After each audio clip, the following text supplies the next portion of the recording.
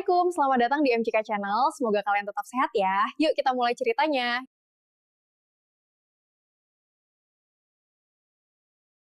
Nadia berdiri di dekat jendela, membetulkan letak dasternya yang lusuh tapi nyaman.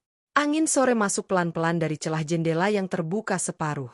Di luar, suasana komplek perumahan begitu tenang. Tidak terdengar suara kendaraan, hanya gesekan dedaunan yang menari pelan di terpa angin. Di dalam rumah, hanya ada dirinya, bayinya yang baru berusia sebulan, dan ayah mertuanya, Pak Arman.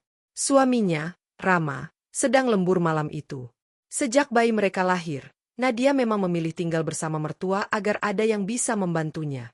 Tapi hari-hari belakangan, suasana rumah ini terasa aneh. Sepi, tapi tidak damai. Diam, tapi menyimpan sesuatu yang membuat hatinya tak tenang. Saat ia hendak ke dapur, suara dari ruang tengah menghentikan langkahnya. Nadia, suara berat Pak Arman terdengar. Lain kali kalau di rumah sama Rama, jangan pakai daster terus. Sekali-kali pakai pakaian yang lebih menarik. Biar kamu tetap cantik meski sudah jadi ibu. Nadia mengerutkan kening. Ucapan itu terasa tidak biasa. Ia menoleh dengan senyum kaku.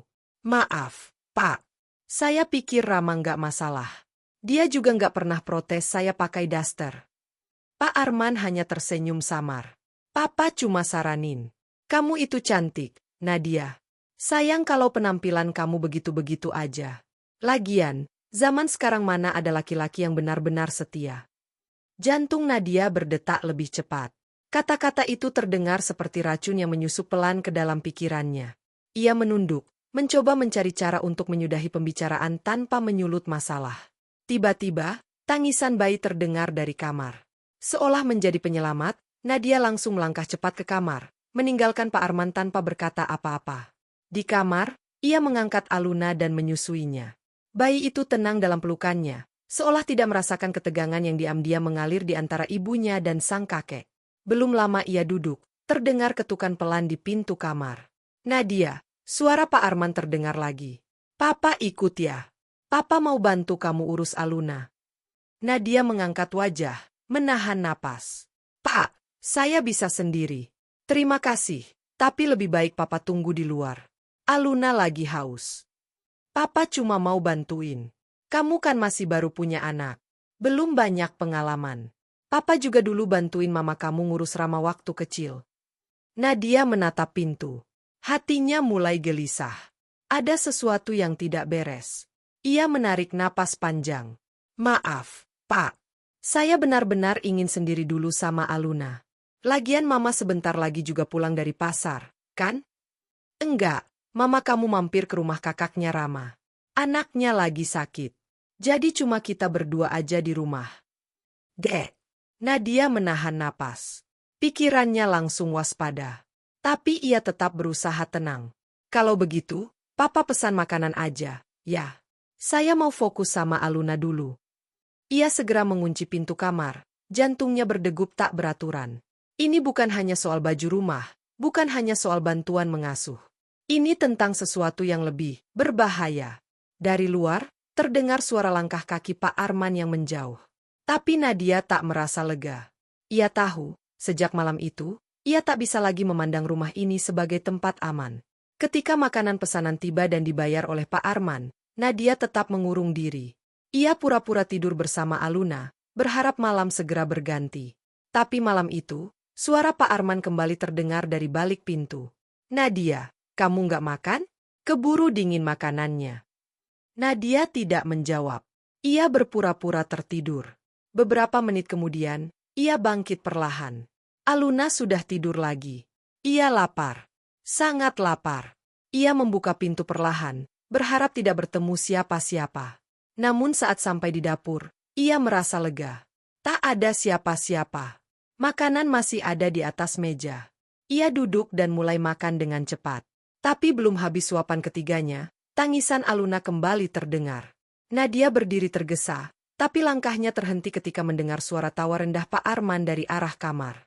Aluna sayang, diam ya. Mamamu lagi makan. Tidur yang nyenyak ya, biar nanti mama bisa ngobrol sama papa. Nadia tertegun. Tangannya gemetar. Ia berlari ke kamar dan mendapati Pak Arman sedang berdiri di sisi ranjang, menatap Aluna yang kembali terlelap. Papa ngapain di sini? Suaranya dingin. Papa cuma nemenin Aluna. Tadi dia nangis, kamu di dapur. Jadi papa masuk ke sini, jawabnya santai. Tolong, Pak. Jangan masuk ke kamar saya tanpa izin. Ini kamar pribadi saya dan Rama. Saya nggak nyaman. Pak Arman tertawa kecil. Kamu nggak boleh galak-galak, nanti cantiknya kamu hilang.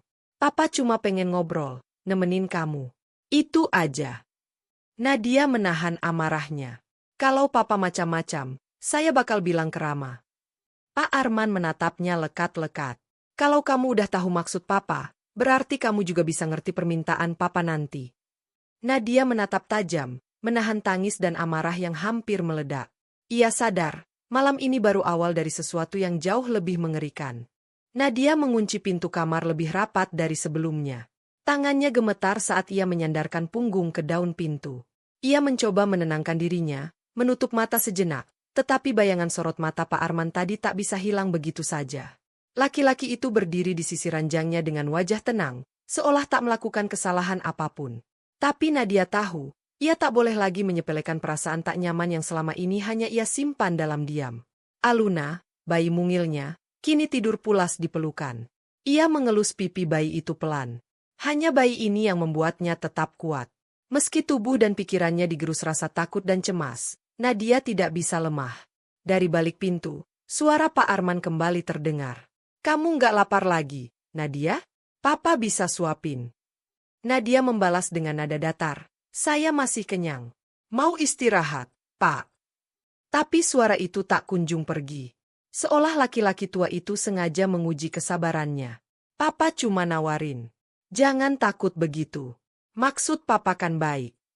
Pak, saya capek. Tolong jangan ganggu lagi malam ini. Setelah diam sejenak, akhirnya Pak Arman menjauh. Suara langkah kakinya terdengar pelan, mengarah ke kamarnya sendiri. Tapi Nadia tahu, ini belum selesai. Beberapa jam kemudian, terdengar suara pintu depan terbuka. Mirna, asisten rumah tangga yang sehari-hari membantu Nadia, akhirnya pulang. Suara langkahnya membuat Nadia sedikit lega. Ia segera membuka pintu dan keluar kamar. Bei, syukur bibi cepat pulang. Aku tadi benar-benar panik. Mirna menatap wajah pucat Nadia. Kenapa, Mbak?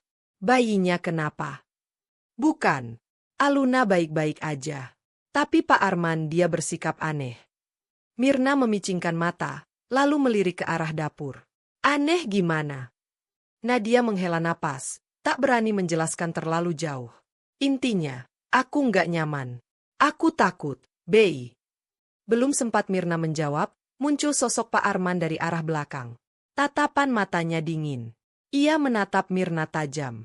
Kalau kamu berani cerita soal apapun ke Damar, kamu saya pecat, ucapnya pelan tapi mengancam. Mirna menunduk, tidak membalas sepatah kata pun. Tapi Nadia melihat jelas ketakutan di matanya. Ia tahu, Pak Arman tak hanya menyudutkan dirinya, tapi juga orang-orang yang ada di sekitarnya. Keesokan harinya, Nadia menerima telepon dari sahabat lamanya, Dara. Mereka sudah lama tak bertemu, dan obrolan ringan berubah jadi tawaran ikut arisan. Ayo, Nat. Sekalian kamu bisa keluar rumah, cari angin segar. Ini amanah, bukan tipu-tipu. Nadia langsung setuju. Ia butuh alasan untuk keluar rumah, untuk menjauh walau hanya sebentar dari sosok Pak Arman yang kini menghantui pikirannya. Rama, sang suami, pulang malam itu. Nadia langsung menceritakan soal arisan dan keinginannya untuk punya waktu sejenak di luar rumah. Rama yang tak mengetahui apapun, menyanggupi permintaan istrinya dan bahkan berjanji akan mencarikan babysitter untuk membantu menjaga Aluna. Pagi harinya, seorang wanita muda bernama Ina datang sebagai babysitter baru. Ia tampak ramah dan telaten. Nadia merasa sedikit lega. Namun, sebelum ia pergi, Pak Arman kembali muncul dengan pertanyaan yang tak diinginkan. Nadia, kamu mau kemana? Aluna kenapa ditinggal? Saya mau ikut arisan. Rama sudah izinkan. Di rumah juga ada Bibi dan Ina. Aluna aman. Pak Arman terlihat tak senang. Tapi Nadia tak memberi ruang untuk sang mertua banyak bicara. Ia mengambil tas, mencium pipi Aluna yang sedang digendong Ina, lalu melangkah cepat keluar dari rumah. Selama beberapa jam, Nadia mencoba menikmati waktunya di luar. Namun perasaan cemas terus menghantuinya. Ia menghubungi Ina, memastikan Aluna baik-baik saja. Tapi jawaban Ina membuat jantungnya kembali berdegup keras. Bu, maaf, stok susu Aluna di kulkas tiba-tiba berkurang. Padahal saya nggak pakai banyak. Saya takut kalau nanti dia haus dan kita kehabisan. Enggak mungkin. Saya siapkan banyak kemarin. Mungkin Bapak, tadi saya lihat Bapak minum susu dari botolnya. Nadia langsung memutuskan untuk pulang. Saat sampai rumah, ia langsung berhadapan dengan Pak Arman. Kamu kok buru-buru pulang? Enggak seru ya di luar. Saya khawatir sama anak saya. Pak, jangan dialihin. Bapak ambil susu Aluna di kulkas. Pak Arman tersenyum sinis. Siapa yang bilang? Pembantu itu. Pak, jangan hina babysitter saya. Dia menjaga Aluna lebih baik dari siapapun di rumah ini. Kalau memang ia bapak yang minum, kenapa harus sembunyi-sembunyi? Aku juragan rumah ini, Nadia. Kamu pikir kamu siapa? Anak yatim piatu, enggak punya siapa-siapa. Mau keluar dari rumah ini dan tinggal di mana? Di kolong jembatan. Nadia terdiam, tapi bukan karena takut. Ia sedang menahan amarah. Jangan pernah hina aku karena latar belakangku, Pak. Aku memang anak yatim piatu, tapi aku punya harga diri. Dan sebagai istri Rama, aku berhak dilindungi, bukan diintimidasi. Pak Arman mendekat dengan tatapan marah. Kamu mau melawan? Kalau Bapak terus-terusan begini, ya, aku akan lawan. Perdebatan mereka semakin panas. Mirna dan Ina datang, mencoba menghentikan. Tapi Pak Arman malah mengancam mereka, kembali menyebut kata-kata pemecatan dan mempermalukan mereka sebagai pembantu. Nadia berdiri menghadang. Pak, cukup. Jangan ganggu aku, Aluna, atau siapapun yang ada di rumah ini. Tapi yang terjadi justru sebaliknya. Pak Arman menarik lengan Nadia, mencoba menggiringnya ke arah ruang belakang. Ayo, ikut Papa sebentar. Papa mau bicara. Enggak, saya enggak akan ikut. Dorongan itu datang mendadak. Tubuh Nadia terjatuh ke lantai. Ia terdiam. Matanya menatap kosong ke langit-langit rumah, dengan suara napas berat. Bayangan tentang rumah ini sebagai tempat aman kini sepenuhnya hilang. Ia hanya memeluk satu tekad. Apapun yang terjadi, semua kebusukan ini akan terbongkar. Malam itu, rumah terasa lebih sunyi dari biasanya. Suara jangkrik dari balik jendela hanya menjadi pelengkap kesunyian yang menyesakkan. Setelah insiden di ruang belakang tadi sore, Nadia memilih mengunci diri di kamar bersama Aluna. Bayi mungil itu tertidur tenang dalam dekapan, seolah dunia luar yang mencekam tidak mampu menyentuhnya. Tapi Nadia tidak bisa tidur. Pandangannya tertuju pada pintu kamar yang terkunci, namun tetap terasa rentan. Ia duduk di sisi ranjang, tak berani melepas pandangan dari gagang pintu. Ia tahu, tak ada kunci yang benar-benar mampu menahan niat buruk seseorang. Di dapur, Mirna dan Ina saling menatap dengan resah. Mereka tak berani bicara banyak, tapi gestur mereka cukup memberitahu betapa malam ini bukan malam biasa. Keduanya sedang menyiapkan susu tambahan untuk Aluna, saat suara kaki Pak Arman terdengar menghampiri dari lorong rumah. Keduanya langsung menegakkan tubuh. Kalian lagi ngapain? Suara Pak Arman dingin, tapi nadanya menyelidik. Saya lagi bikin susu buat Aluna, Pak, jawab Ina pelan. Buat apa banyak-banyak? Nanti basi. Lagian siapa yang suruh kalian ngurusin semuanya? Nadia bisa sendiri. Saya hanya bantu, Pak, timpal Mirna dengan suara hati-hati. Pak Arman mendekat, lalu membuka pintu kulkas dan mengambil satu botol susu yang baru saja disiapkan. Ia membuka tutupnya dan tanpa malu-malu meminumnya langsung di depan mereka. Pak, itu buat Aluna, seru Ina tak sadar. Pak Arman menatap tajam. Kamu pikir kamu siapa? Kamu cuma babysitter. Jangan sok ngatur rumah ini. Tapi itu kebutuhan bayi, Pak, jawab Mirna, mencoba tetap tenang. Pak Arman mengangkat jari telunjuknya, menunjuk wajah Mirna. Kalau kalian masih banyak tingkah, saya bisa pecat kalian sekarang juga. Jangan sok tahu urusan rumah saya. Keduanya membeku. Tak ada yang berani menatap mata Pak Arman lagi. Di kamar, Nadia mendengar suara keras dari arah dapur. Ia mengendap ke arah pintu, mendekatkan telinga. Meskipun tak bisa mendengar jelas, nalurinya mengatakan sesuatu yang tidak beres sedang terjadi. Beberapa saat kemudian, langkah kaki terdengar menuju arah kamar. Nadia buru-buru kembali ke tempat tidur dan memeluk Aluna erat-erat. Ketukan pelan terdengar di pintu. Nadia, kamu belum tidur? Suara itu lagi, lembut tapi dingin. Nadia tidak menjawab. Papa tahu kamu belum tidur. Papa cuma mau ngobrol sebentar. Papa janji enggak macam-macam. Masih tidak ada jawaban. Pak Arman menyandarkan tubuhnya ke daun pintu. Kamu itu cantik, Nadia. Sayang kalau kamu terus dingin ke Papa. Papa cuma mau kamu bahagia. Papa ini kesepian. Ketika tidak mendapat tanggapan, suara langkah kaki itu akhirnya menjauh. Tapi bagi Nadia, malam belum selesai. Ia tahu, ancaman itu tidak akan berhenti hanya karena ia diam. Paginya, Rama pulang lebih pagi dari biasanya. Wajahnya letih, tapi senyum hangatnya masih sama. Nadia memeluknya erat, seolah ingin menyampaikan segala ketakutan tanpa kata. Ada apa? Tanya Rama, menepuk punggung istrinya. Nadia ragu. Ingin berbicara, tapi lidahnya keluh. Ia menatap wajah suaminya, mencari celah untuk mengungkapkan semuanya. Tapi ia tahu, kalau ia tak punya bukti, kata-katanya hanya akan terdengar seperti curiga yang tak berdasar. Saya cuma capek. Banyak pikiran, jawabnya akhirnya. Rama mengangguk. Kalau kamu butuh istirahat, bilang ya. Aku bisa minta cuti sebentar buat bantu kamu. Nadia mengangguk pelan. Tapi dalam hatinya, ia tahu bukan itu yang ia butuhkan. Ia butuh keadilan.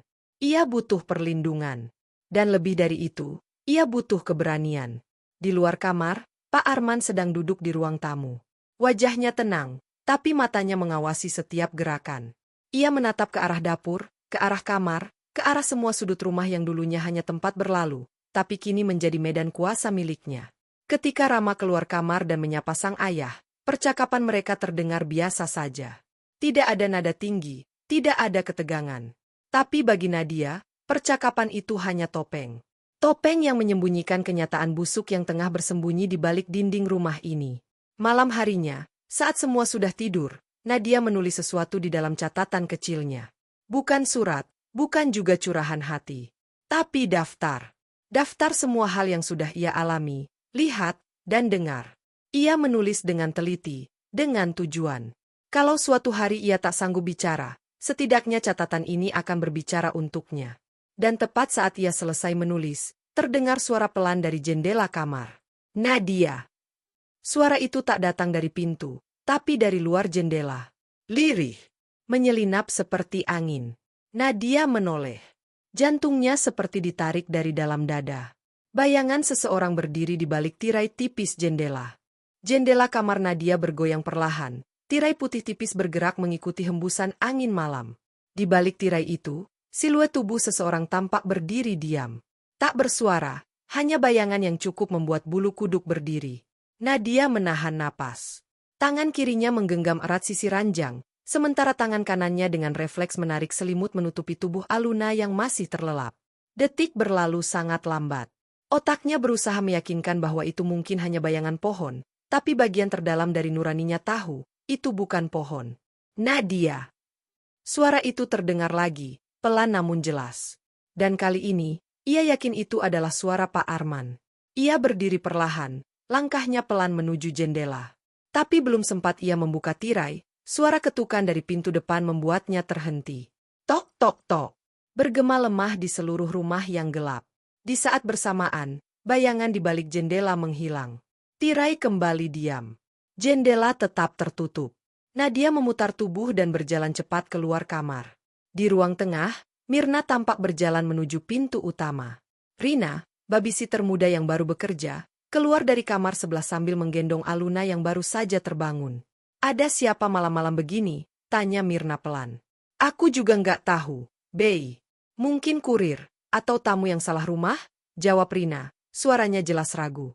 Tapi ketika Mirna membuka pintu, tak ada siapapun di depan sana. Hanya halaman kosong, senyap, dan udara malam yang makin dingin menusuk kulit. Mirna melangkah keluar, menoleh ke kanan dan kiri. Sepi. Bahkan suara jangkrik pun seperti enggan bersuara malam ini. Namun, saat hendak menutup kembali pintu, ia melihat sebuah kertas tergeletak di lantai depan, terselip di bawah keset. Ia mengambilnya, menatap ke arah halaman sekali lagi, lalu kembali masuk. Nat, ini kayaknya buat kamu, ucapnya sambil menyerahkan kertas itu. Nadia mengambilnya dengan tangan gemetar. Di atas kertas itu, Hanya ada satu kalimat yang ditulis dengan tangan. Jangan cerita ke siapa-siapa, atau kamu akan kehilangan segalanya. Tinta di atasnya seperti baru ditulis, masih sedikit basah. Jantung Nadia berdetak begitu keras, dadanya sesak seolah tak mendapat udara cukup. Ia tahu, ini bukan hanya ancaman. Ini peringatan bahwa seseorang mengawasinya. Dan orang itu tidak hanya tinggal serumah dengannya, tapi juga bebas bergerak tanpa diketahui. Siapa yang naruh ini? Bisik Nadia ke Mirna. Mirna hanya menggeleng. Wajahnya pucat. Keesokan paginya, Nadia terbangun lebih awal dari biasanya. Ia menatap Aluna yang masih terlelap dengan nafas halusnya. Di luar kamar, suara aktivitas pagi mulai terdengar samar. Ia bergegas menuju dapur, mencoba kembali bersikap biasa, meski pikirannya penuh dengan kecemasan. Saat sedang membuat sarapan, ia melihat Rina datang sambil membawa botol susu kosong. Bu, tadi malam Aluna rewel. Saya kasih susu yang terakhir di kulkas. Stoknya benar-benar habis sekarang. Nadia menatapnya dengan mata lebar. Ia yakin telah menyiapkan cukup banyak. Tapi kini semuanya raib. Tanpa menjawab, ia melangkah menuju kulkas, membukanya dan memeriksa. Kosong. Semua botol susu Aluna yang sebelumnya tertata rapi, lenyap begitu saja. Seolah ada yang mengambilnya satu persatu tanpa meninggalkan jejak. Ini nggak masuk akal, gumam Nadia. Ia menoleh ke arah rak-rak dapur. Sesuatu terasa tidak beres. Seperti ada yang sengaja mengacaukan rutinitas kecil yang selama ini membuat hidupnya tetap berjalan normal. Tiba-tiba, suara berat Pak Arman terdengar dari belakang. Nadia, kamu nggak keluar rumah hari ini, kan? Nadia menoleh cepat. Enggak, Pak. Saya mau bersih-bersih. Pak Arman melangkah pelan ke arahnya, lalu duduk di kursi makan. Ia membuka koran dengan santai, seolah tidak terjadi apa-apa. Papa suka kalau kamu di rumah aja. Biar lebih mudah dijaga. Kata-katanya terdengar ringan, tapi di telinga Nadia, itu seperti jerat yang mulai menutup. Ia harus segera mencari cara untuk keluar dari situasi ini. Tapi setiap langkah terasa diawasi. Setiap suara di rumah seperti memiliki makna tersembunyi. Setelah memastikan Aluna dalam gendongan Rina, Nadia berbisik pada Mirna. Bey, saya harus temui Dara. Tapi saya nggak mau Pak Arman tahu. Kamu bisa bantu jagain. Mirna mengangguk cepat. Saya bantu. Tapi kamu hati-hati ya, Mbak. Orang itu, saya juga mulai takut. Nadia mengganti pakaian, menyelinap keluar melalui pintu belakang dapur yang langsung terhubung dengan gang kecil di belakang rumah.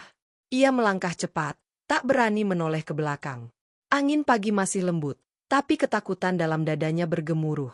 Di tikungan gang, ia mendapati Dara sedang menunggu di dalam mobil. Wajah sahabatnya itu langsung berubah khawatir saat melihat ekspresi Nadia. Astaga, kamu pucat banget. Ada apa?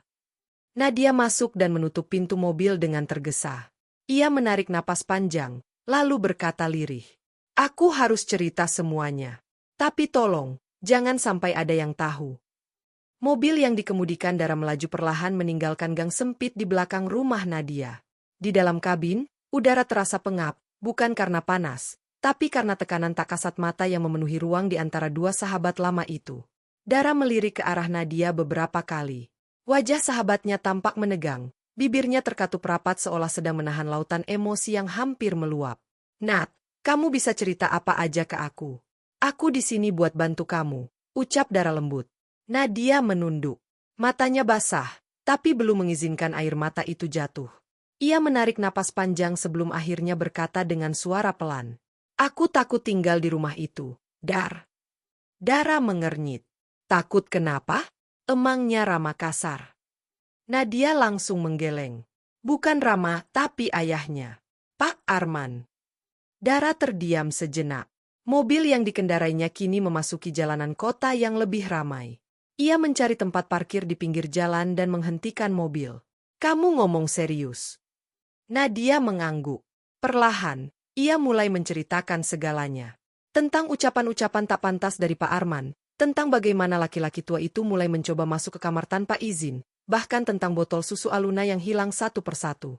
Ia juga menceritakan surat ancaman di depan rumah, dan bagaimana Pak Arman menekan para pembantu agar bungkam. Dara mendengarkan dengan wajah tak percaya. Ya Allah, Nat, kamu nggak bisa terus begini. Ini udah kelewatan. Aku tahu. Tapi aku juga nggak tahu harus mulai dari mana. Kalau aku bilang keramat tanpa bukti, dia bisa aja nggak percaya. Dia itu anak satu-satunya, dan Pak Arman sudah seperti segalanya buat dia.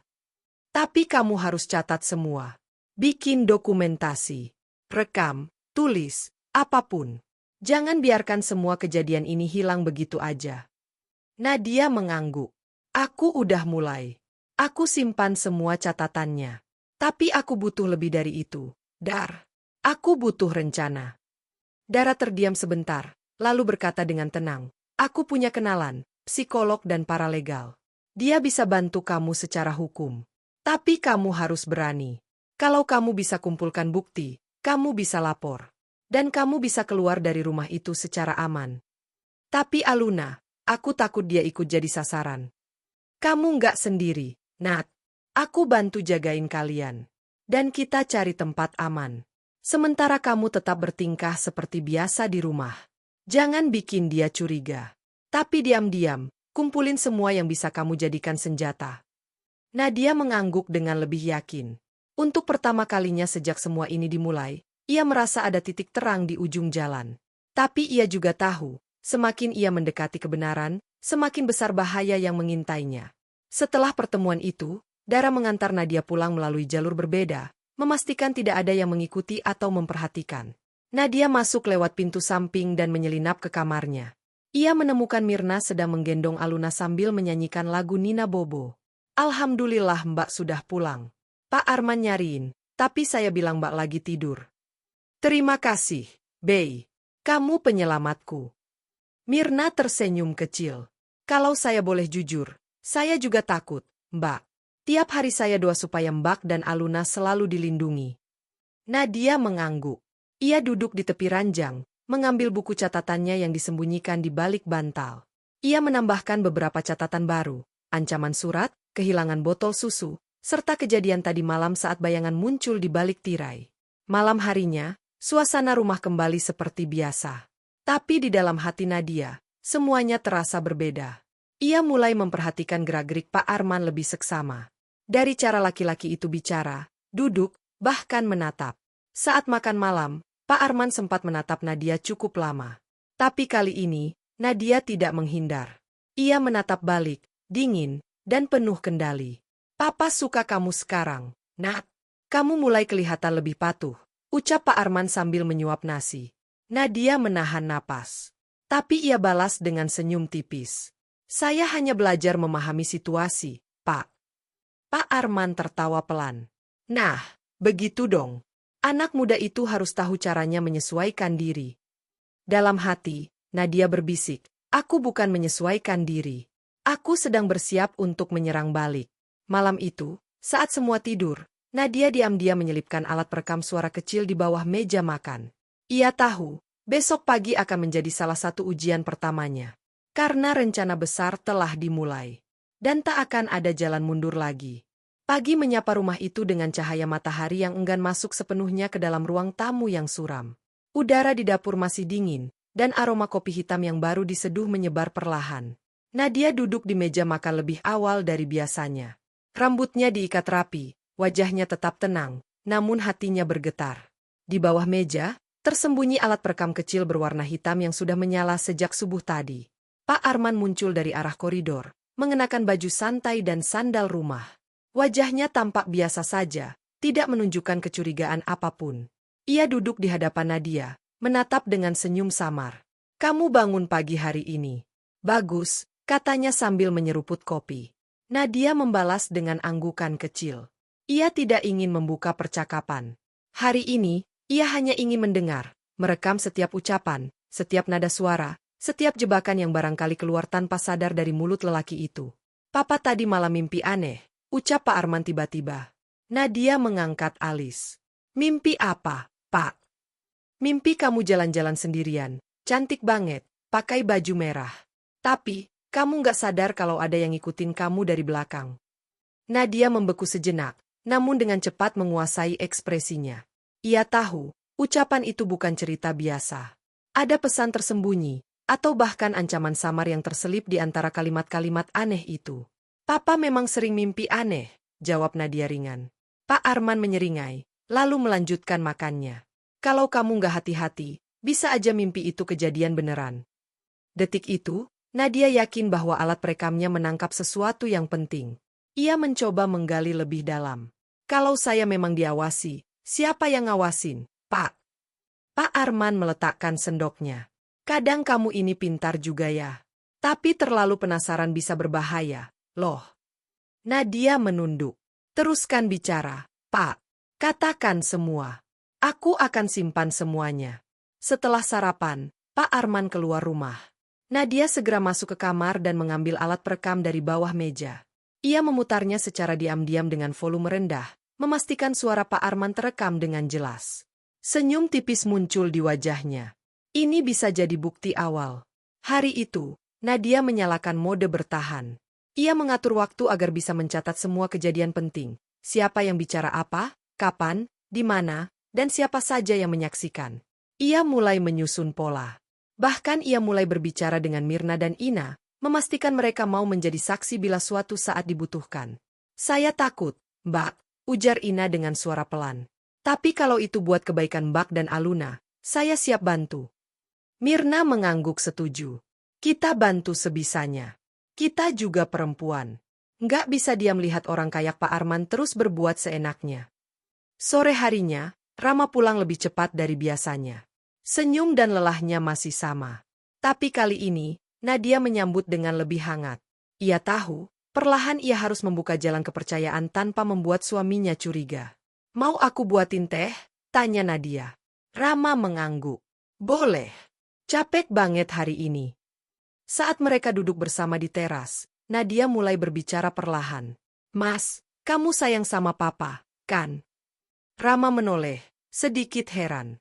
Tentu. Dia satu-satunya keluarga yang aku punya.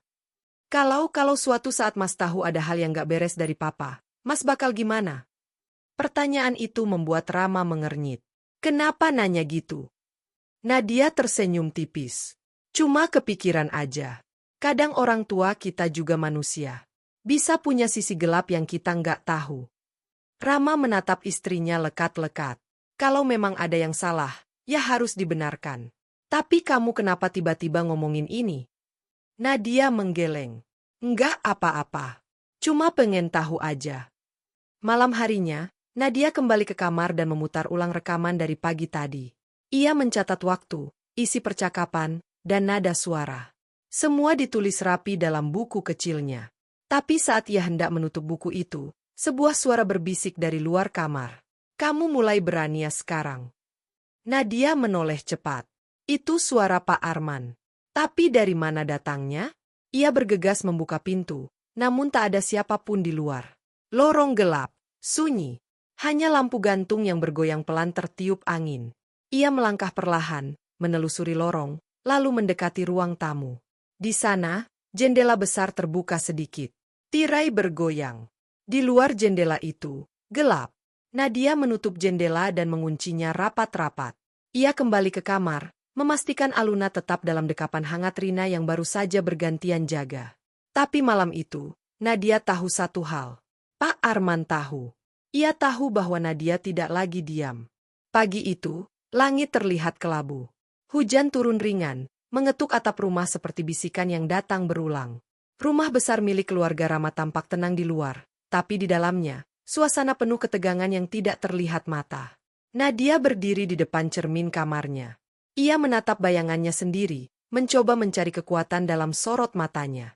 Ia tahu, apa yang sedang ia hadapi bukan sekadar konflik keluarga. Ini adalah pertarungan antara rasa takut dan keberanian. Dan kali ini, ia tidak ingin kalah. Di meja rias, alat perekam kecil disimpan dalam kotak bedak yang sudah lama tak terpakai. Di balik lemari baju, catatan harian disembunyikan di antara lipatan handuk bersih. Setiap sudut kamarnya kini memiliki fungsi lain, sebagai tempat menyimpan bukti, menyembunyikan kebenaran, dan menjaga keselamatan dirinya serta Aluna. Saat ia ke dapur, Pak Arman sudah duduk di kursi makan, minum teh sambil membaca koran. Tatapannya sekilas ke arah Nadia, tak seintens hari-hari sebelumnya. Tapi Nadia tahu, pria tua itu sedang mengawasi, mencermati setiap geraknya. Papa pesan makanan tadi pagi. Kamu nggak usah repot masak, ucapnya datar. Nadia mengangguk. Terima kasih, Pak. Tak ada percakapan lanjutan. Namun keheningan itu justru membuat semuanya semakin mengerikan. Seolah badai sedang menunggu waktu untuk meledak. Tak lama, terdengar bel pagar depan dibunyikan. Mirna bergegas membuka dan menerima paket. Sebuah tas jinjing berwarna abu-abu, dikirim atas nama seseorang yang tak disebutkan. Untuk Bu Nadia, ucap kurir sambil menyerahkan paket. Nadia menerima tas itu dengan dahi berkerut. Saat dibuka, ia mendapati isinya adalah seperangkat alat perekam yang lebih canggih, lengkap dengan mikrofon kecil dan petunjuk pemakaian. Di dalamnya juga terselip secari kertas kecil bertuliskan tangan. Aku sudah bilang, kamu butuh bukti yang kuat. Gunakan ini. D. Dara benar-benar menepati janjinya. Seketika dada Nadia terasa lebih hangat, lebih kuat.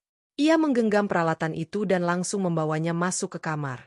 Siang harinya, saat rumah tampak sepi, Nadia menyelinap ke ruang kerja Pak Arman. Ia tahu, tempat itu menyimpan banyak potongan kecil dari masa lalu lelaki itu. Dan siapa tahu, ada sesuatu yang bisa digunakan sebagai senjata. Di rak buku bagian bawah, ia menemukan album foto lama. Di dalamnya, foto-foto Rama kecil bersama ibunya yang sudah lama meninggal. Dan beberapa foto Pak Arman bersama perempuan lain.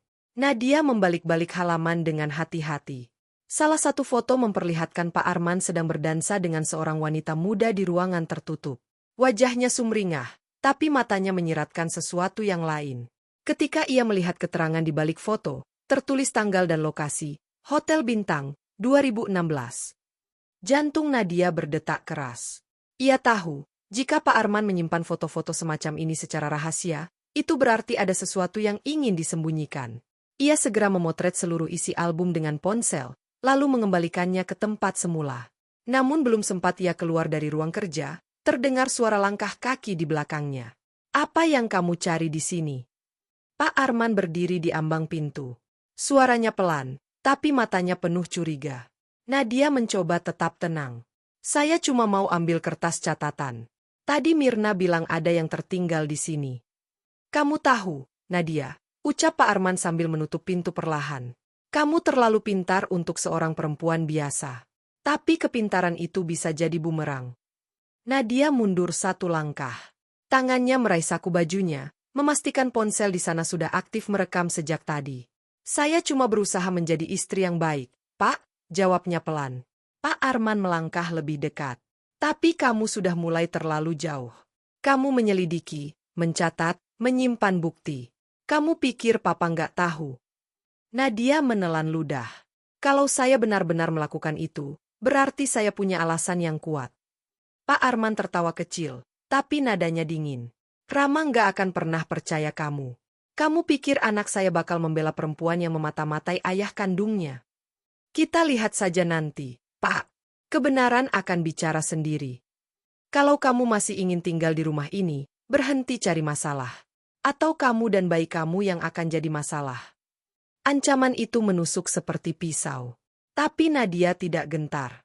Ia menatap lurus ke mata lelaki itu dan berkata dengan suara yang gemetar, tapi jelas. Kalau saya harus pergi dari rumah ini untuk melindungi Aluna, saya akan pergi. Tapi sebelum itu terjadi, saya pastikan semua orang tahu siapa sebenarnya Pak Arman. Pak Arman tersenyum tipis, lalu melangkah pergi meninggalkan ruangan. Tapi Nadia tahu, permainan sudah berubah. Ini bukan lagi tentang menyembunyikan. Ini tentang membongkar. Malam itu, Nadia menyalin hasil rekaman ke dalam flash disk. Ia memberikan salinan itu kepada Mirna dan Rina dengan pesan tegas. Kalau terjadi apa-apa pada saya, serahkan ini ke Dara atau Rama. Keduanya mengangguk, tak berkata banyak. Tapi mata mereka menyiratkan kesetiaan dan kekhawatiran yang dalam. Dan tepat sebelum tidur, Nadia melihat sebuah pesan masuk di ponselnya. Dari nomor tak dikenal. Besok pagi, kamu akan lihat wajah Rama yang sebenarnya. Nadia menatap layar ponsel lama sekali. Tidak ada nama pengirim. Hanya kata-kata yang menebarkan ketakutan sekaligus tantangan. Ia menatap langit-langit kamar, menarik selimut lebih tinggi ke atas dada. Di sampingnya, Aluna tidur dengan wajah damai. Dalam hati, Nadia berbisik. Apapun yang terjadi besok, aku harus siap. Pagi menyingsing dengan cahaya keemasan yang menembus selat tirai kamar. Tapi tak ada kehangatan di hati Nadia. Pesan misterius semalam masih menempel di pikirannya seperti noda gelap yang tak bisa dibersihkan. Ia belum bisa menebak siapa pengirimnya, tapi firasatnya kuat. Sesuatu akan terjadi hari ini. Rama bangun lebih awal dari biasanya. Ia tampak terburu-buru bersiap-siap, mengenakan jas kerja sambil sesekali mengecek ponselnya. Nadia mengamati dari balik cermin, mencoba membaca gerak-geriknya. Ada ketegangan di wajah suaminya yang tak biasa. "Mas, kenapa buru-buru? Biasanya jam segini kamu masih di ruang tamu," tanya Nadia dengan nada ringan. Rama menjawab pendek, "Ada meeting pagi banget. Klien dari luar kota." Nadia hanya mengangguk, tapi pikirannya langsung waspada. Apakah pesan semalam berkaitan dengan Rama? Atau apakah Rama tahu sesuatu? Sebelum keluar kamar, Rama sempat memeluk Nadia dan mencium kening Aluna yang masih terlelap. "Hati-hati di rumah, ya. Jangan terlalu capek," ucapnya sambil tersenyum tipis. Begitu Rama pergi, Nadia segera menghubungi Dara. "Dar, semalam ada pesan masuk. Katanya aku akan lihat wajah Rama yang sebenarnya hari ini. Kamu pikir apa maksudnya?" Dara terdengar cemas di seberang telepon. "Kamu yakin Rama nggak terlibat?" "Aku masih percaya sama dia, tapi aku juga tahu Pak Arman bisa manipulatif. Kalau gitu, aku akan datang ke rumah kamu siang ini. Kita bicara langsung." "Jangan ke rumah.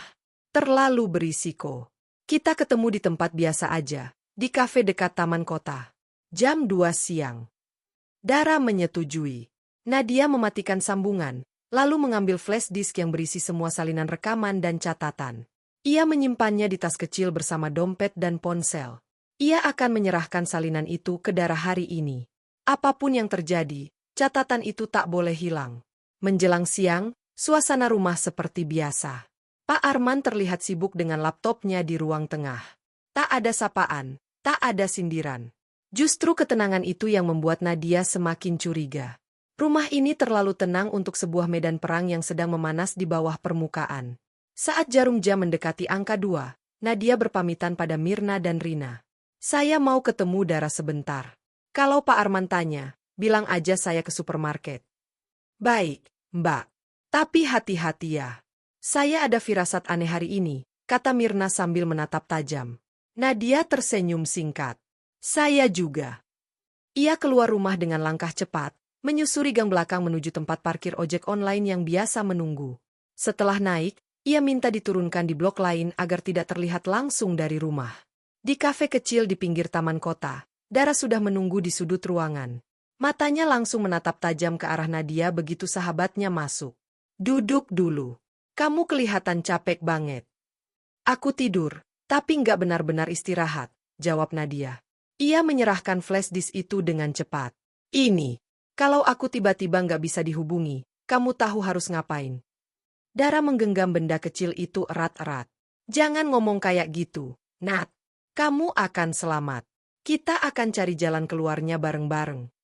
Mereka menghabiskan waktu setengah jam dengan berdiskusi soal rencana selanjutnya. Tapi saat Nadia akan pulang, ponselnya bergetar. Satu pesan baru masuk. "Lihat ruang kerja Pak Arman sekarang." Nadia menegang. Ia memperlihatkan isi pesan itu ke Dara. "Gawat. Seseorang tahu kamu lagi nggak di rumah," bisik Dara. "Aku harus balik sekarang. Aku harus tahu apa yang terjadi." Dara menawarkan diri mengantar, tapi Nadia menolak. "Kamu simpan dulu semuanya. Kalau aku ketahuan bawa flash disk itu, habis aku." Saat sampai di rumah, suasana tetap sepi. Tapi firasatnya tidak menipu. Saat ia berjalan pelan ke arah ruang kerja Pak Arman, ia mendengar suara yang tak seharusnya terdengar. Bunyi rekaman. Suara Nadia sendiri. "Pak, saya hanya berusaha menjadi istri yang baik." Lalu disusul dengan suara Pak Arman. "Tapi kamu sudah mulai terlalu jauh. Kamu menyelidiki, mencatat, menyimpan bukti." Nadia tertegun. Ia melangkah cepat ke dalam ruangan. Dan di sana, berdiri Pak Arman dan Rama. Di tangan Rama, alat perekam itu terbuka. Ia memandangi Nadia dengan wajah yang tak bisa dibaca. "Ini semua apa maksudnya?" tanya Rama pelan. Nadia membeku. Kata-kata tersangkut di tenggorokannya. Ia tahu, inilah momen yang dimaksud pesan semalam. Saat wajah Rama akan menunjukkan jati dirinya, apakah ia berdiri di pihak istrinya, atau malah berdiri di balik bayangan ayahnya. Ruangan itu sunyi. Hanya ada detak jam dinding yang terdengar jelas, menghitung detik-detik yang terasa begitu lambat bagi Nadia. Di hadapannya, Rama masih memegang alat perekam yang memuat bukti suaranya dan suara Pak Arman. Wajah suaminya tegang, keningnya berkerut, dan matanya menatap Nadia seolah mencari kebenaran yang tersembunyi di balik semua yang telah ia dengar. Pak Arman berdiri di sudut ruangan, bersandar santai pada rak buku. Tangannya menyilang di dada, mulutnya tersenyum kecil tapi dingin, seolah menantikan jawaban dari sebuah permainan yang sudah ia kendalikan sejak lama. "Nat," suara Rama akhirnya pecah. "Ini semua kamu rekam tanpa bilang sama aku." Nadia menarik napas, mencoba menahan gemetar di ujung lidahnya. Ia tahu ini bukan waktu untuk menangis atau membela diri. Ini waktu untuk menyampaikan kebenaran, meski terdengar menyakitkan. "Karena aku takut, Mas. Takut kalau aku bilang tanpa bukti, kamu nggak percaya." "Takut sama siapa?" tanya Rama, suaranya mulai naik satu tingkat. Nadia menoleh ke arah Pak Arman, lalu kembali menatap suaminya. "Sama ayahmu." Pak Arman tertawa pendek. "Lihat, aku sudah bilang dari dulu. Perempuan ini cuma bawa masalah. Kamu pikir dia lugu, padahal diam-diam dia tusuk dari belakang." "Cukup, Pak!" suara Rama membentak, mengejutkan semuanya. Nadia membeku. Ia belum pernah mendengar Rama membentak ayahnya selama ini. "Jangan putar balik semuanya. Rekaman ini jelas. Suara Papa sendiri. Kata-kata Papa. Apa Papa pikir aku tuli?" Pak Arman melangkah maju. "Rama, kamu nggak ngerti. Dia ini memanipulasi. Dia buat semua kelihatan seolah-olah Papa yang salah. Papa ancam dia. Papa masuk ke kamarnya malam-malam. Papa intimidasi pembantu rumah. Papa bahkan minum susu Aluna tanpa izin." Rama menatap tajam, matanya merah karena marah dan kecewa. Nadia hanya berdiri membeku. Air matanya mulai jatuh satu-satu. Ia tak menyangka bahwa Rama akan memilihnya, bahkan menghadapi ayahnya sendiri. Pak Arman mendekati Rama dengan langkah perlahan. "Kamu pilih dia daripada ayahmu sendiri." Rama menunduk. Ada jeda panjang di antara napasnya. Tapi saat ia mendongak kembali, suaranya mantap. "Saya pilih benar, Pak. Dan yang benar bukan Papa." "Jadi kamu buang ayahmu sendiri demi perempuan yang baru kamu nikahi 3 tahun? Demi istri saya, ibu dari anak saya, dan orang yang selama ini Papa ganggu secara diam-diam?" "Ya." Pak Arman terdiam. Senyum sinisnya menghilang perlahan. Wajahnya kini pucat, tegang, dan dipenuhi amarah yang tak lagi bisa ditutupi. "Kamu akan menyesal, Rama," ucapnya dengan suara parau. "Lebih baik saya menyesal karena membela istri saya, daripada hidup dalam penyesalan karena membiarkan istri dan anak saya dipermainkan oleh ayah kandung saya sendiri." Suasana di ruangan itu berubah drastis. Pak Arman tidak berkata apa-apa lagi. Ia hanya berjalan keluar, menghempaskan pintu dengan keras hingga gemanya menggema ke seluruh rumah. Nadia terduduk di lantai. Tubuhnya lemas. Tapi kali ini, bukan karena takut, tapi karena beban berat yang akhirnya lepas dari dadanya. Rama berjongkok di hadapannya, menggenggam kedua tangannya. "Maaf, aku buta selama ini." Nadia menggeleng. "Aku juga salah, Mas. Aku harusnya cerita dari awal. Tapi aku terlalu takut kehilangan kamu." Rama memeluk istrinya erat, membiarkan keheningan menjadi pengganti semua kata-kata yang tak terucap. Dalam pelukan itu, mereka menyatukan kekuatan untuk menghadapi hari-hari berikutnya. Karena mereka tahu, pertarungan belum sepenuhnya selesai. Sore itu, Rama memutuskan membawa Nadia dan Aluna keluar dari rumah. Ia mengemasi beberapa barang penting dan menitipkan rumah kepada Mirna dan Rina untuk sementara waktu. Ia juga meminta kedua wanita itu menjaga rumah tetap aman dan bersedia menjadi saksi bila nanti diperlukan. Pak Arman tak terlihat lagi. Setelah insiden di ruang kerja, lelaki itu menghilang ke dalam kamarnya dan mengunci diri sepanjang hari. Namun Nadia tahu, ini bukan akhir dari ancaman. Lelaki seperti Pak Arman tidak menyerah semudah itu. Tapi kini, ia tidak sendirian. Ia punya Rama di sisinya. Ia punya Dara yang siap membantu. Ia punya catatan, rekaman, dan saksi. Ia punya keberanian yang tumbuh dari luka-luka yang sempat ia tutupi terlalu lama. Dan malam itu, untuk pertama kalinya, Nadia bisa tidur tanpa harus mengunci pintu kamarnya. Seminggu berlalu sejak Nadia dan Rama meninggalkan rumah keluarga itu. Mereka kini tinggal di sebuah rumah kontrakan kecil di pinggiran kota, tempat yang jauh dari hiruk-pikuk dan dari bayang-bayang Pak Arman. Rumah sederhana itu tidak besar, tapi cukup nyaman. Yang paling penting, untuk pertama kalinya dalam beberapa bulan terakhir, Nadia merasa aman. Aluna tidur dengan nyenyak setiap malam. Tidak ada suara langkah misterius di lorong. Tidak ada bayangan di balik tirai. Tidak ada bisikan yang membuat tubuh Nadia menggigil. Tapi ketenangan itu mulai terasa semu ketika pagi itu. Saat Rama pergi ke kantor, Nadia menerima sebuah surat tanpa nama yang terselip di pagar. Isinya hanya 2 kalimat. Kamu pikir ini sudah selesai? Aku belum mulai apa-apa. Ah. Nadia berdiri membeku di teras. Jemarinya meremas kertas itu, matanya menatap tajam ke sekeliling. Jalanan tampak sepi. Tidak ada tanda-tanda seseorang mengintai. Tapi instingnya mengatakan, seseorang tahu di mana mereka tinggal sekarang. Ia menghubungi Dara, suaranya gemetar. Dia tahu aku pindah kemana, Dar. Dia tahu segalanya. Tenang, Nat. Aku akan hubungi kenalanku yang di lembaga bantuan hukum. Kita akan buat laporan. Ini bukan cuma soal keluarga lagi. Ini soal ancaman serius. Dara bergerak cepat. 2 hari kemudian, Nadia dan Rama resmi melapor ke pihak berwajib, menyerahkan bukti rekaman, catatan kejadian, serta kronologi lengkap gangguan Pak Arman. Pihak kepolisian memproses laporan mereka dan menyarankan agar Nadia tidak banyak keluar rumah, setidaknya sampai proses hukum berjalan lebih lanjut. Namun di tengah usaha memperjuangkan keadilan, gangguan kembali datang. Beberapa malam kemudian, Rama mendapati kaca mobilnya pecah. Tak ada barang yang hilang. Hanya sebuah pesan kecil tertulis di dashboard. Kalau kamu bawa-bawa polisi, aku bawa-bawa masa lalumu. Rama terpaku. Ia belum pernah merasa benar-benar takut sebelumnya. Tapi malam itu, saat ia memandangi wajah Nadia dan Aluna yang tertidur, hatinya bergetar. Ia sadar, ini bukan hanya tentang siapa yang benar atau salah. Ini soal hidup dan mati. Esoknya, Rama mengambil cuti dari kantor dan memutuskan untuk membawa Nadia dan Aluna menginap di rumah teman kerjanya di luar kota. Mereka hanya membawa barang-barang penting. Selama perjalanan, tak satu pun dari mereka bicara.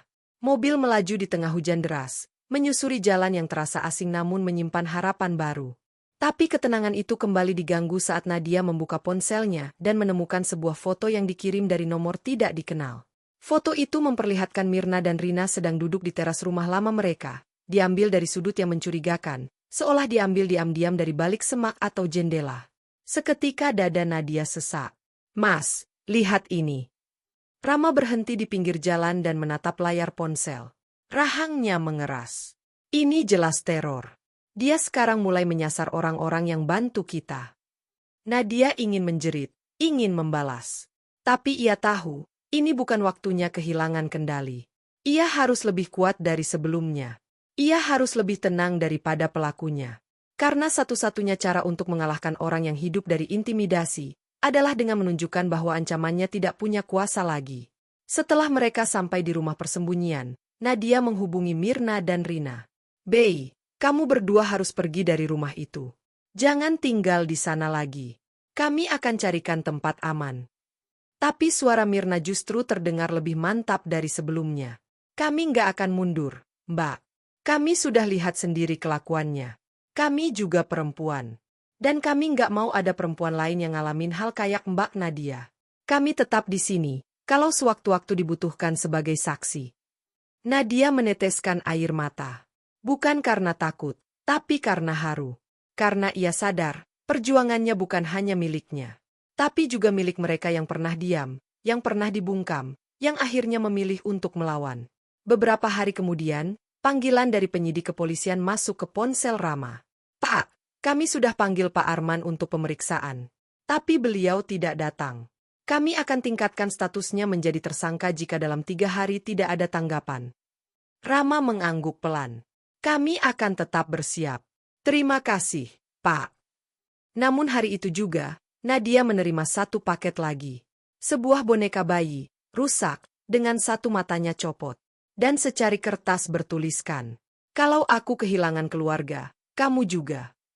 Nadia gemetar. Ia mendekap Aluna lebih erat. Ketika Rama melihat isi paket itu, ia tahu. Ini bukan lagi sekadar permainan. Ini adalah bayang-bayang balas dendam yang akan terus menghantui mereka, sampai semuanya benar-benar berakhir. Angin malam menerobos celah-celah ventilasi rumah persembunyian yang mereka tempati. Suara jangkrik tak lagi menenangkan bagi Nadia. Setiap suara kecil yang datang dari luar jendela membuatnya terlonjak. Boneka rusak yang dikirim siang tadi masih ada di atas meja. Ia tak berani membuangnya, karena benda itu kini menjadi satu lagi bukti penting. Rama sedang menelepon polisi. Wajahnya tegang, sorot matanya gelap. Saya ingin pastikan keluarga saya masuk dalam perlindungan saksi. Kami sudah mendapat ancaman langsung, bukan sekali. Suara di ujung telepon terdengar formal, namun cukup menenangkan. Polisi akan mempercepat proses pengamanan. Mereka juga berencana menggelar pencarian intensif karena Arman, yang sudah dipanggil 2 kali, tak menunjukkan batang hidungnya. Sementara itu, Nadia sibuk memeriksa semua gorden, memastikan pintu dan jendela terkunci. Ia mengendap ke kamar Aluna yang sedang tidur di boks bayi. Rina, yang ikut berpindah lokasi untuk membantu mereka, duduk di kursi di sudut kamar, terjaga penuh waspada. "Mbak, saya dengar langkah kaki tadi di luar," bisiknya saat Nadia masuk. Nadia menahan napas. Ia mendekati jendela, menyibak tirai pelan. Gelap. Tapi samar-samar ia melihat bayangan seseorang berdiri diam di ujung jalan. Jauh, namun cukup jelas. Sosok itu berdiri kaku, tidak bergerak, hanya menatap rumah dari kejauhan. Detik berikutnya, bayangan itu menghilang. Tidak ada suara langkah. Tidak ada suara mobil. Seolah dia datang dan pergi begitu saja, seperti angin. Nadia berlari ke ruang tengah. "Mas, dia di luar tadi. Seseorang mengintai kita." Rama segera meraih senter besar dan keluar rumah. Ia menyusuri halaman, memeriksa semak, pagar, dan lorong kecil di samping bangunan. Tapi semuanya kosong. Tidak ada jejak, tidak ada bayangan. Hanya keheningan dan rasa takut yang semakin nyata. Keesokan harinya, kabar buruk datang dari Mirna. Ia menelepon dengan suara panik. "Mbak, rumah utama kebakaran." "Apa?" "Api dari ruang kerja Pak Arman. Polisi bilang kemungkinan sengaja dibakar. Semua barang di dalamnya habis." Nadia limbung. Ia terduduk di lantai. "Bukti-bukti, semua yang belum sempat disalin habis, BI." "Ya, Mbak. Tapi saya sempat simpan satu flash disk cadangan di rumah kakak saya. Untung belum saya ambil ke rumah lagi." Nadia nyaris menangis. "Allah masih lindungi kita, BI." Rama menghubungi polisi dan memberitahu kejadian itu. Saat tim penyidik datang ke TKP, mereka menemukan bahwa pintu ruang kerja dibuka paksa. Arman diduga sengaja menghancurkan semua yang bisa menjatuhkannya. Dia sudah mulai berani melakukan apapun. "Kita harus selangkah di depan," kata Rama kepada penyidik. Hari itu, polisi mulai memperketat pengawasan di sekitar Nadia dan keluarganya. 2 petugas berseragam sipil mulai berjaga di sekitar rumah kontrakan. Namun Nadia tidak ingin pasrah menunggu. Ia mendorong proses hukum terus maju. Sementara itu, Dara sibuk mengurus publikasi kasus. Ia menghubungi jaringan aktivis perempuan dan jurnalis lokal untuk mulai mengangkat cerita Nadia ke permukaan. "Mereka perlu tahu, Nat. Kamu nggak sendiri. Banyak perempuan lain yang alami hal kayak kamu, tapi diam karena takut. Suaramu bisa jadi suara mereka juga." Malam harinya, Nadia mendapat pesan suara di ponselnya. Suara berat Arman mengisi seluruh kamar. "Kamu pikir kamu pahlawan? Kamu cuma gadis yatim piatu yang beruntung menikah dengan anakku. Tapi keberuntunganmu sudah habis. Aku akan ambil semua yang kamu punya, dan kamu akan menyesal pernah melawan aku." Nadia tak menangis. Ia tak gentar. Ia merekam ulang pesan itu ke flash disk kedua. Ia kirimkan salinannya ke penyidik, ke Dara, dan ke backup cloud-nya. Ia tahu, langkah mereka kini sudah terlalu jauh untuk mundur.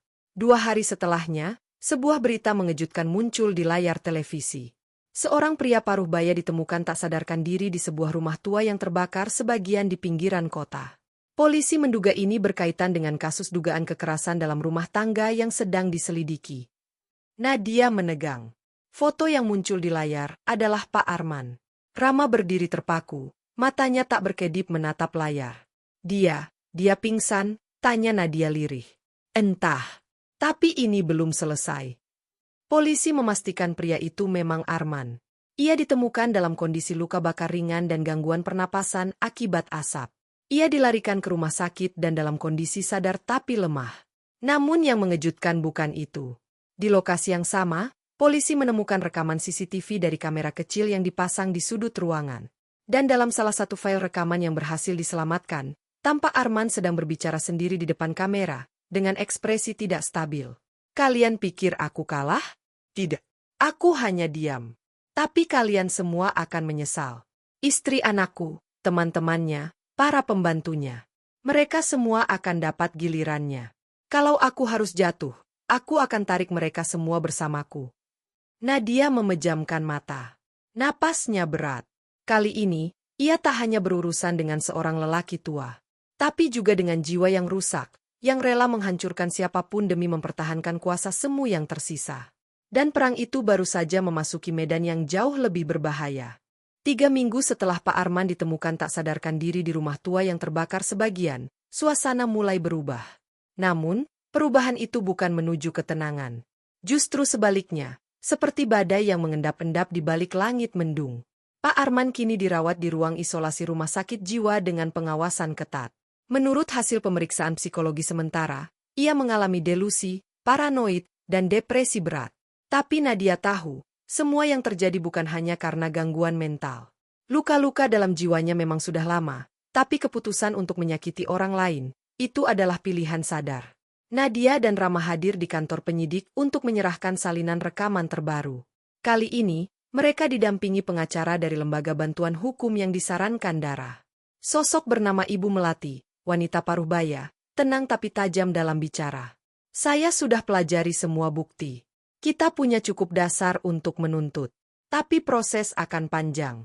Mungkin Papa Rama akan mencoba mainkan kartu sakit jiwa. Jadi kita harus tetap konsisten dan hati-hati, ucap Bu Melati. Kalau dia sengaja pura-pura, apa bisa dibuktikan? Tanya Rama. Bisa, tapi perlu waktu. Dan kita harus kuat menghadapi tekanan balik. Karena dari rekaman terakhir yang berhasil diselamatkan polisi, dia jelas masih sadar penuh saat mengucapkan banyak ancaman. Nadia menunduk. Rekaman itu masih terngiang-ngiang di kepalanya. Kalau aku jatuh, aku tarik mereka semua bersamaku. Kalimat itu seperti racun yang menyebar perlahan ke dalam pikirannya. Tapi ia bertekad. Tak peduli betapa beratnya jalan ini, ia akan melaluinya sampai akhir. 2 hari kemudian, panggilan resmi sidang pertama keluar. Proses dimulai di ruang tertutup, karena melibatkan unsur kekerasan dalam rumah tangga dan perlindungan perempuan. Di luar gedung pengadilan, beberapa media mulai mengangkat kasus ini ke permukaan. Foto Nadia yang tertangkap kamera saat memasuki gedung pengadilan menyebar dengan cepat. Di kolom komentar, banyak yang memuji keberaniannya. Tapi tak sedikit pula yang mencibir dan menuduhnya sengaja menjatuhkan mertuanya demi harta. Rama ingin mematikan ponsel, namun Nadia mencegahnya. Biarkan. Aku ingin tahu. Supaya aku tahu, siapa yang berpihak dan siapa yang menutup mata. Dalam ruang sidang, suasana hening ketika Pak Arman didorong masuk dalam kursi roda. Tubuhnya tampak lemah, namun mata itu, mata yang dulu menatap Nadia dengan tatapan menghakimi dan mengancam, masih menyala penuh amarah tersembunyi. Ketika hakim mulai membuka sidang, suara denting palu menjadi pertanda bahwa kisah kelam ini akan mulai dibuka lembar demi lembar di hadapan hukum. Sidang perkara dugaan kekerasan dalam rumah tangga dengan terdakwa Arman Rusmana hari ini kami buka.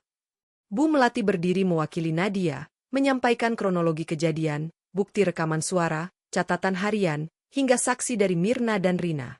Setiap bukti dipresentasikan dengan teliti. Tak ada yang dilebihkan.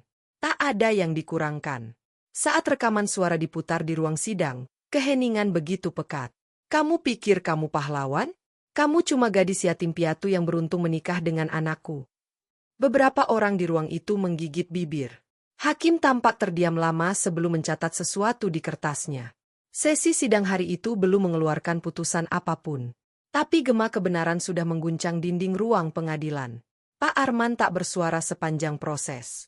Tapi tepat sebelum dibawa keluar ruangan, ia menatap Nadia dan Rama. Kalian pikir ini sudah berakhir? Aku selalu punya cara.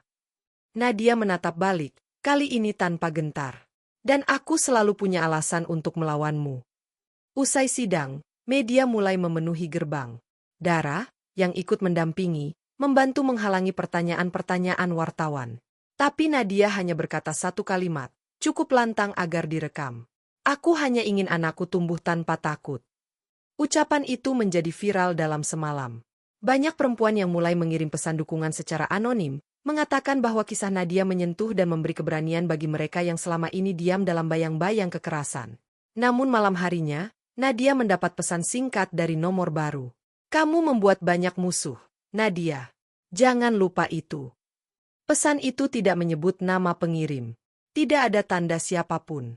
Tapi Nadia mulai menyadari, perjuangannya bukan hanya melawan Pak Arman, tapi juga melawan budaya diam, sistem yang rapuh, dan orang-orang yang percaya bahwa perempuan tak berhak bersuara. Namun ia tidak akan mundur. Karena setiap langkah yang ia ambil, bukan hanya untuk dirinya, tapi untuk Aluna, dan untuk setiap perempuan yang masih terkunci dalam ketakutan. Minggu ketiga setelah sidang awal berlalu dengan ketegangan yang menggantung di udara.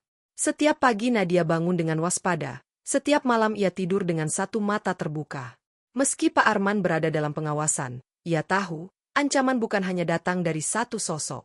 Kejahatan kadang bergerak dari bayangan yang tak terlihat. Dan satu pesan anonim terakhir telah membuka mata Nadia akan kenyataan itu. Kamu membuat banyak musuh, Nadia. Jangan lupa itu. Di rumah kontrakan yang makin terasa sempit oleh kekhawatiran, Aluna mulai rewel. Nadia tahu, bayinya pun bisa merasakan energi ketegangan yang terus mengisi udara.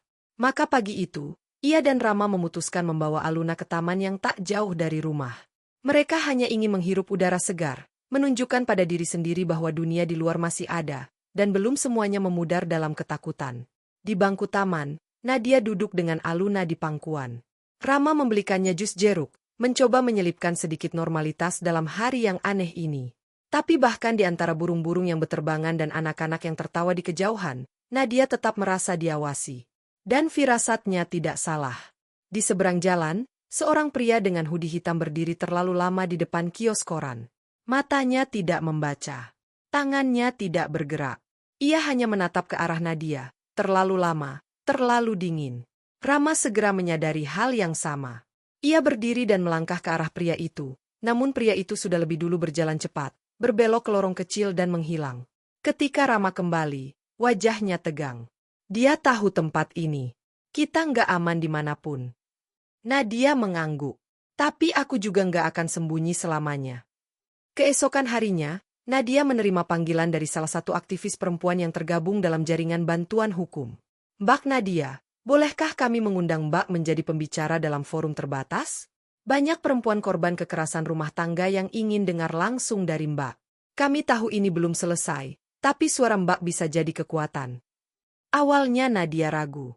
Tapi Rama memegang tangannya dan berkata pelan, suaramu sudah jadi harapan, Nat. Kamu nggak bisa padam sekarang. Akhirnya, Nadia hadir dalam forum kecil itu, digelar secara tertutup di aula kampus hukum. Ia berdiri di depan 25 perempuan dengan luka yang mungkin tak terlihat di kulit, tapi membekas di hati. Ia menceritakan kisahnya tanpa sensasi, tanpa air mata berlebihan. Hanya kebenaran dan keberanian. Di akhir sesi, seorang wanita tua mendekatinya, tangannya gemetar. Terima kasih. Saya sudah diam selama 30 tahun. Tapi hari ini, saya mau bicara. Ucapan itu membuat Nadia menangis. Ia memeluk wanita itu seperti memeluk ibunya sendiri. Dalam hati, ia tahu, luka yang ia derita bukan sia-sia. Namun sepulang dari acara itu, berita buruk kembali menyambut. Rumah milik orang tua Nadia yang sudah meninggal, rumah masa kecil yang selama ini kosong, dibakar orang tidak dikenal. Tidak ada saksi, tidak ada CCTV. Hanya puing, abu, dan cat semprot di tembok luar sebelum api menyebar, bertuliskan. Mulutmu mengubur sejarahmu. Nadia lunglai di lantai. Ia menangis dalam diam, memeluk Aluna yang meringkuk dalam ketakutan. Rama menggenggam bahunya, matanya berkaca-kaca. Aku akan jaga kamu. Sampai napas terakhir. Tapi Nadia hanya bergumam pelan, lebih kepada dirinya sendiri. Kalau mereka pikir aku akan berhenti, mereka salah. Aku justru akan bicara lebih keras.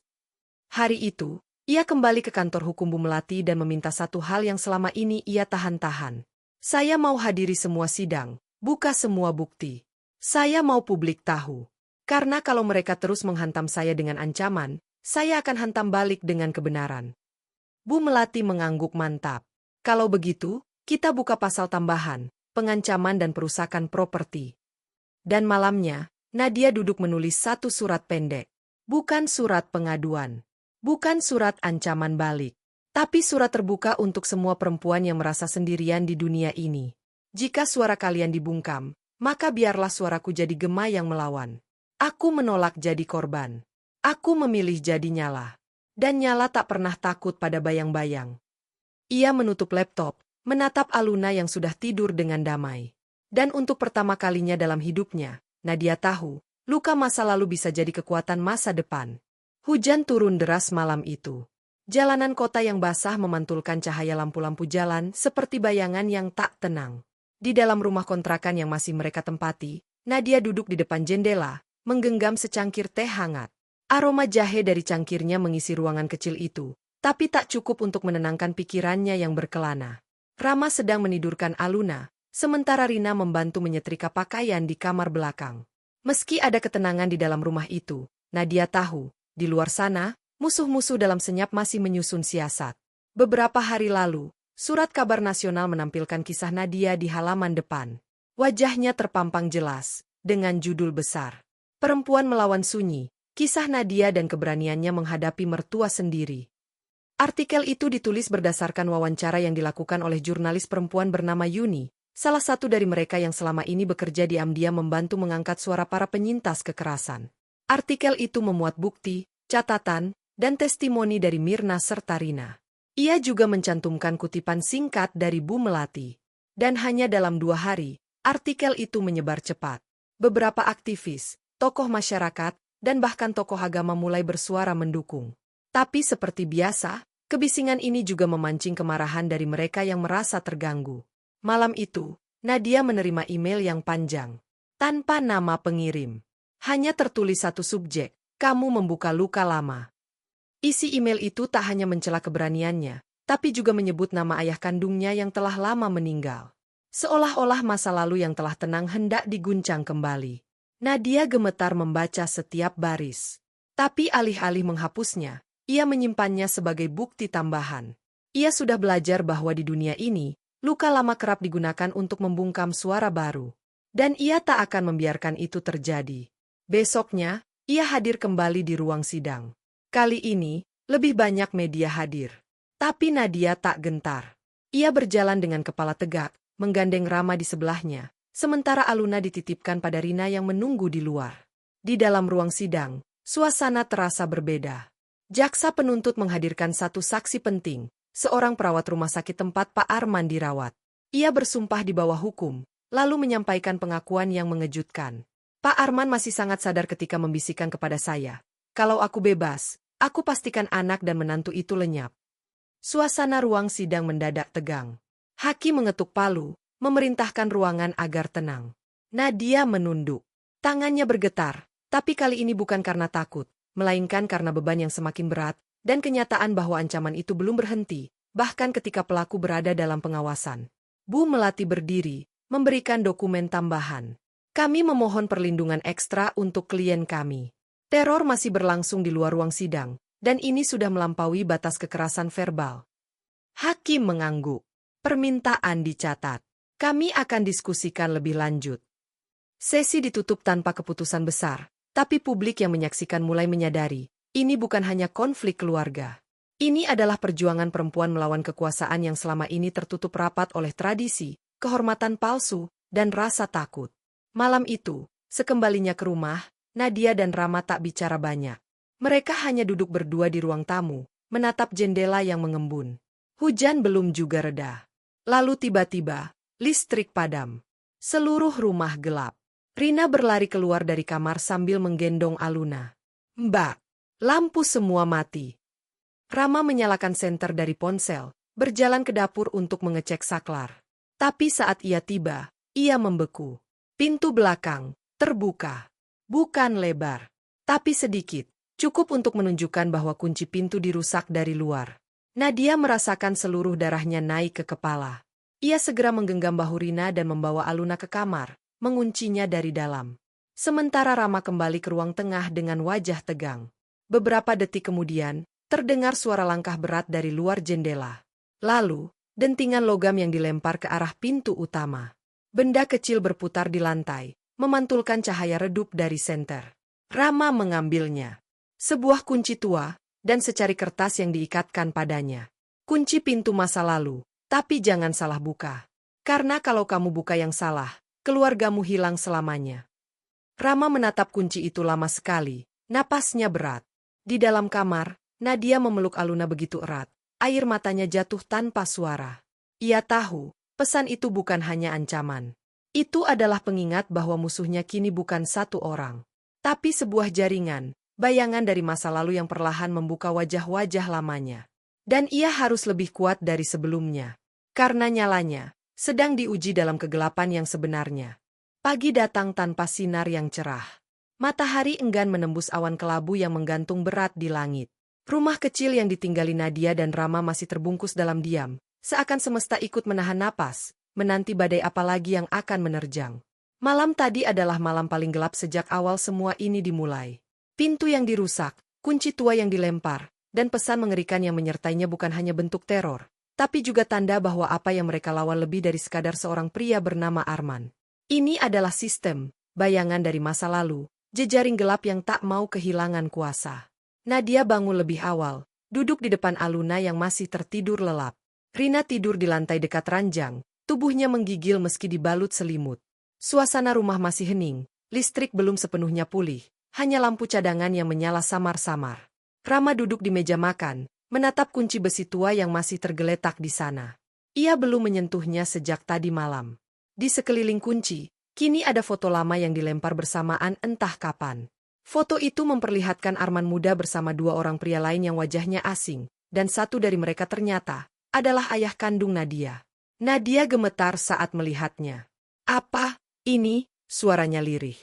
Rama menatap istrinya dengan tatapan penuh tanya. "Kamu tahu laki-laki di sebelah kanan Arman?" Nadia menelan ludah. Itu ayahku." Keduanya terdiam cukup lama. Rina hanya menatap, bingung namun tahu waktunya belum tepat untuk ikut bertanya. Di belakang foto, tertulis kalimat pendek. "Dosa ayahmu belum lunas, tapi kamu yang akan menanggungnya." Kata-kata itu menghantam Nadia lebih keras daripada semua ancaman sebelumnya. Ia duduk perlahan, napasnya mulai tak beraturan. Dunia seolah berputar. Ia bukan hanya sedang dihantam karena keberaniannya bicara, tapi juga karena darah yang mengalir di tubuhnya. "Mas, selama ini aku nggak pernah tahu apa-apa soal masa lalu ayah. Aku cuma tahu beliau orang baik, pendiam, penyayang. Nggak pernah bicara soal siapapun di luar keluarga." Rama menggenggam tangan istrinya. "Apapun masa lalu ayahmu, Nat, itu bukan kesalahanmu." Nadia mengangguk pelan, walau hatinya tak sekuat itu. Kini, ia sadar, apa yang ia lawan bukan hanya Arman, tapi sisa-sisa kelam dari hubungan yang saling bertaut antara keluarganya dan keluarga suaminya sendiri. Ia memutuskan pergi ke rumah Bu Melati siang itu. Bukan hanya untuk mendiskusikan perkembangan kasus, tapi juga untuk membuka kotak masa lalu yang selama ini ia kunci sendiri. Mereka membawa foto itu, kunci besi, serta bukti ancaman baru. Bu Melati menerima mereka dengan wajah serius.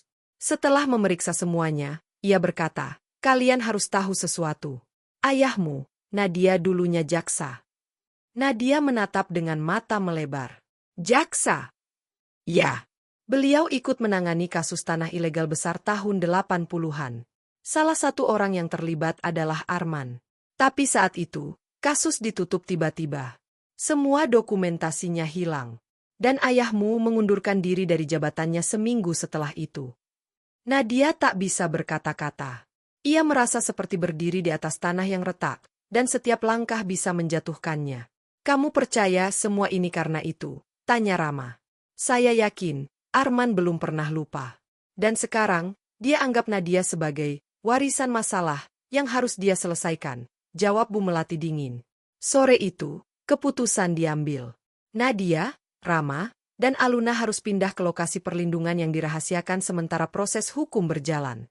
Rumah kontrakan akan dikosongkan.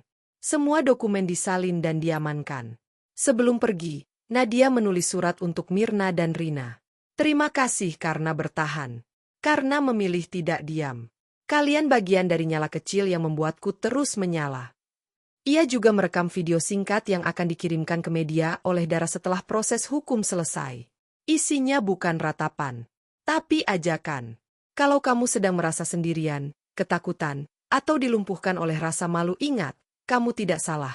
Suaramu sah. Ceritamu berharga. Dan keberanianmu akan membakar gelap yang selama ini membungkammu. Mobil hitam datang menjemput mereka malam itu. Mereka pergi diam-diam, tanpa lampu menyala. Menuju tempat baru, kehidupan baru, dan bab baru dari perlawanan yang belum usai. Di dalam mobil, Nadia memeluk Aluna erat. Ia berbisik, ibu mungkin dibenci, diteror, diancam, tapi ibu nggak akan padam. Ibu akan terus hidup.